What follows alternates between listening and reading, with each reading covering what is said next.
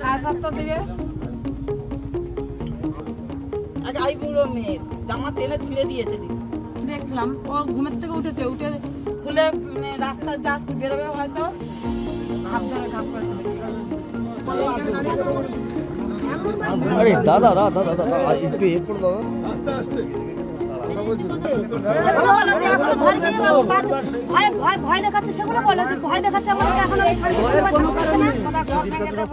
আর যারা দোষী তাদেরকে কেন অ্যারেস্ট করা হচ্ছে না, আর যারা দোষী না, যারা সাধারণ পাবলিক তাদের কেন অ্যারেস্ট হচ্ছে? আমরা এই কারণে একটা বিক্ষোভ মিছিল দেখিয়েছিলাম, থানা ঘেরাও করেছিলাম। 13 তারিখে এই গীতা বরকে অ্যারেস্ট করা হয়েছে। একে সকালবেলা ঘুমের থেকে ওঠার সাথে থেকে জোর করে পুলিশ টেনে হিঁচড়ে রাস্তা থেকে তুলে নিয়ে চলে যায়। পুলিশ আজকের যে মানুষগুলোর পাশে দাঁড়ানো, যাদের জন্য সুরক্ষিত দেওয়া, যাদেরকে নিরাপদ দেওয়া, তাদেরকে নিরাপদ দিচ্ছে না। আজকের কাদের নিরাপদ দিচ্ছে? এই সিরাজ ডাক্তারের মতো গুন্ডা বাহিনীদের সাথে তাদেরকে সাহায্য করছে, তাদেরকে রক্ষা করছে। কেন করছে এটা? এটা কোন আইনের কোন ধারায় লেখা আছে যে সাধারণ মানুষ বিনা দোষে জেল কাটবে?